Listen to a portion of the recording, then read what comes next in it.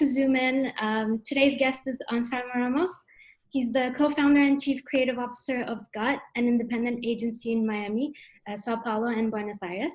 Previously, he was the co-founder and chief creative officer of David, where he did several multi-awarded works such as Google Home of the Whopper, The Proud Whopper, Past the Heinz, and Man Boobs for Magma, which is my personal favorite.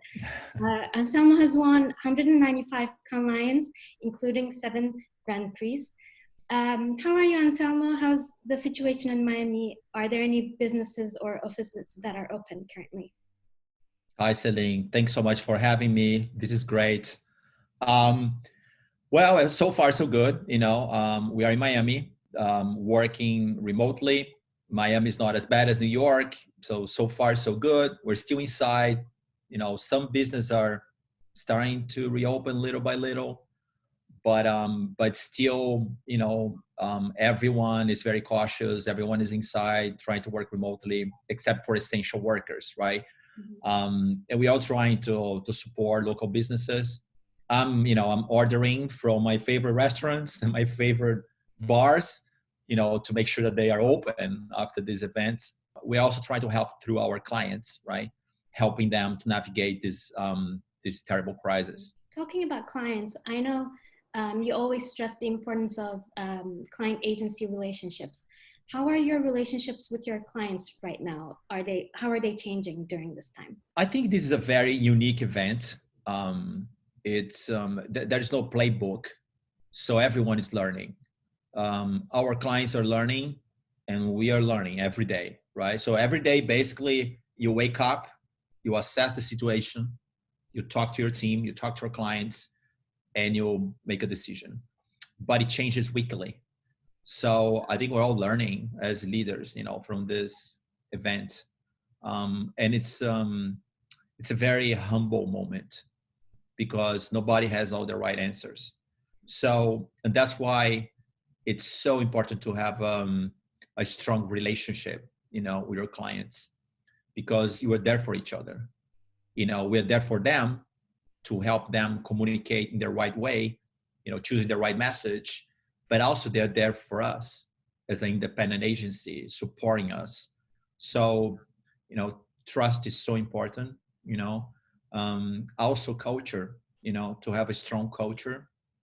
So you don't have to tell people, hey, you need to work from home. No, they are working no matter what happens, because the culture, holds everything together. Have their expectations, the client's expectations, changed during this time? Because you're famous for your brave work. Do they still have the guts to pursue that, or are they pulling back? Well, every brief changed, right, overnight. So some projects that we had going on, they stopped, and every client was just wondering, what should we say, at this time? And of course, it depends a lot on the brand. So some brands, they took action, to help the community in some way, doing something concrete, and then we'll just communicate that.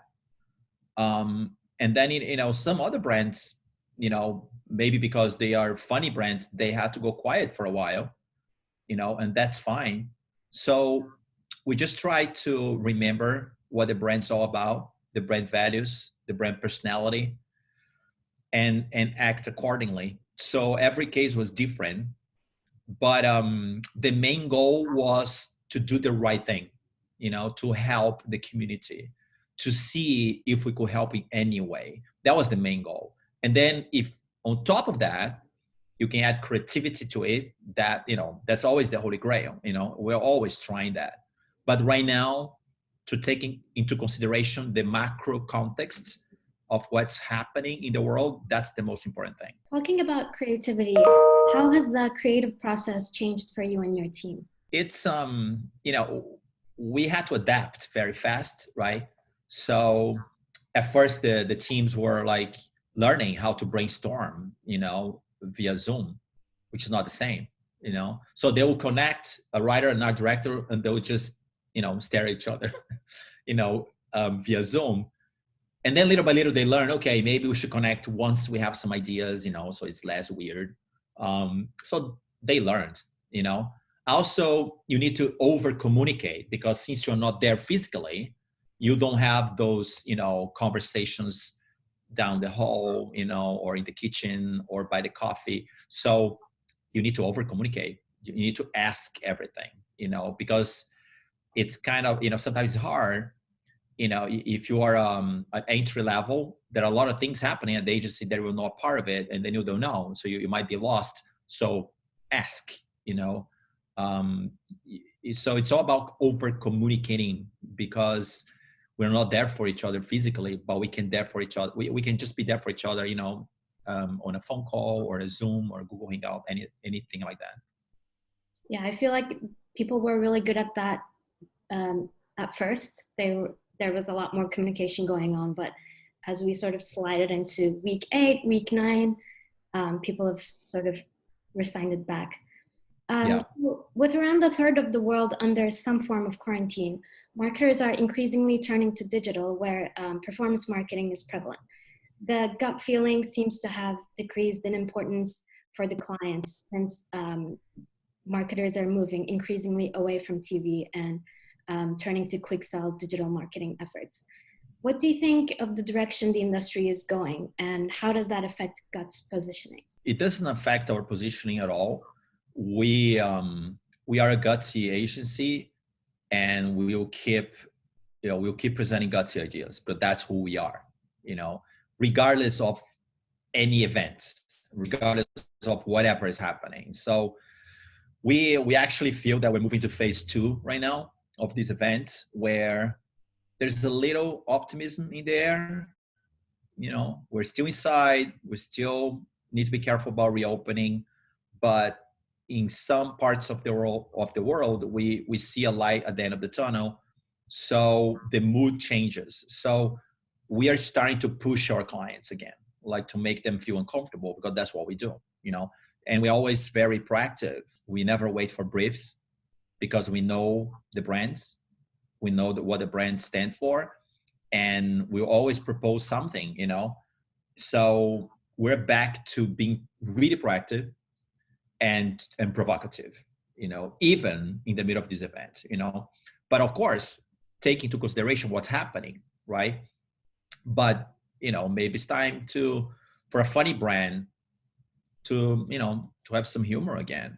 We can all use some humor right now, So, in terms of the media landscape, it depends on the idea. We always believe that the idea should drive the media. So, it could be a tweet, it could be a song, it could be an app, it could be even a film, it could be anything. So the idea is going to drive the media, even within, what's happening right now. And there's this inclination in the industry to think that creative ideas cost a lot of money. I mean, at least it's like that in Turkey from what I see.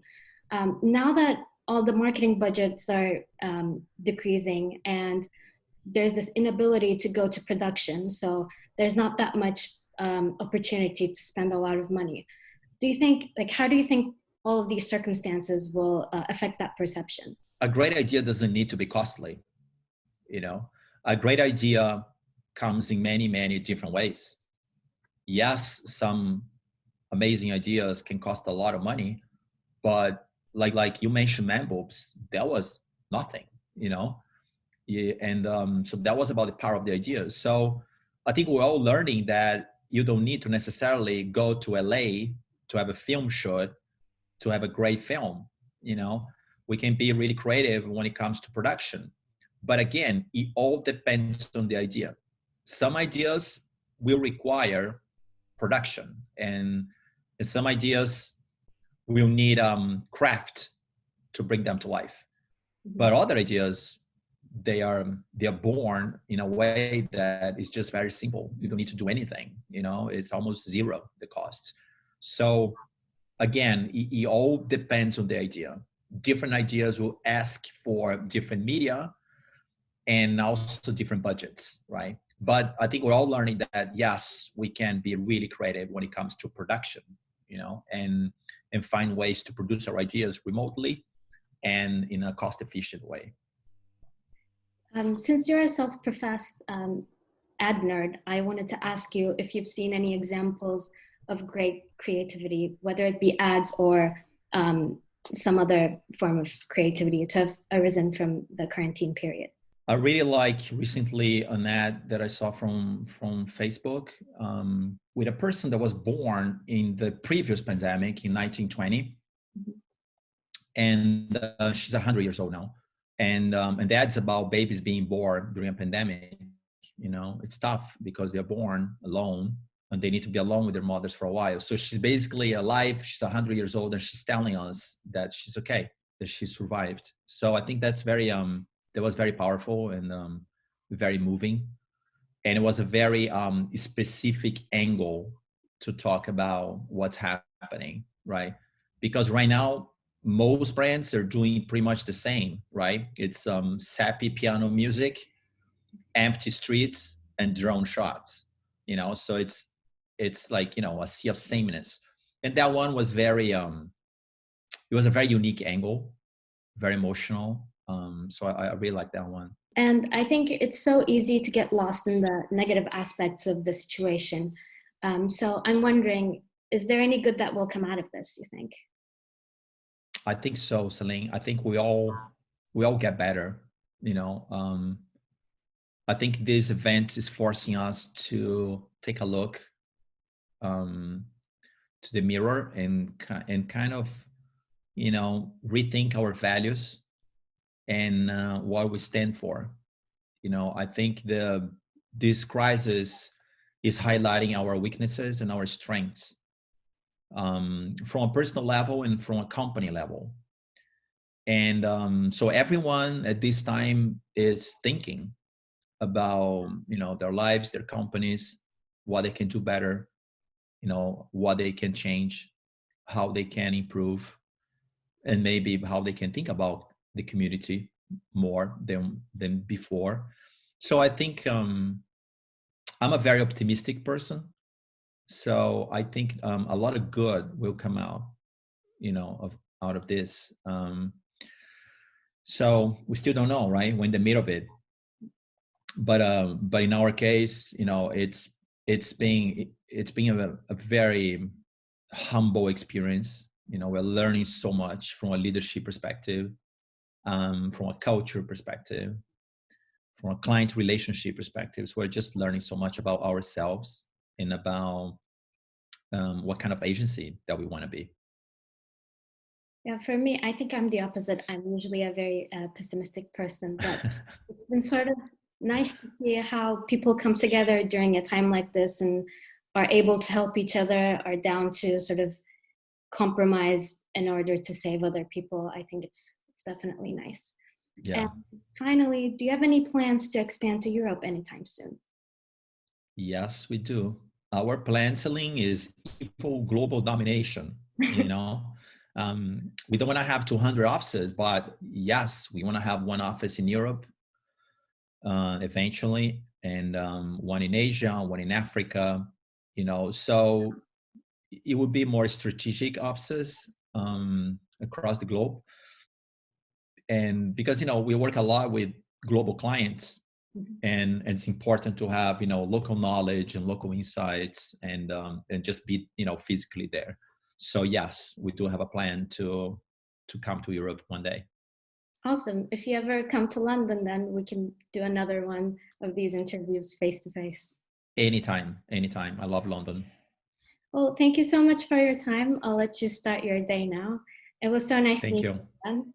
And take care. Thank you. Thanks for having me, Celine. Bye. Bye.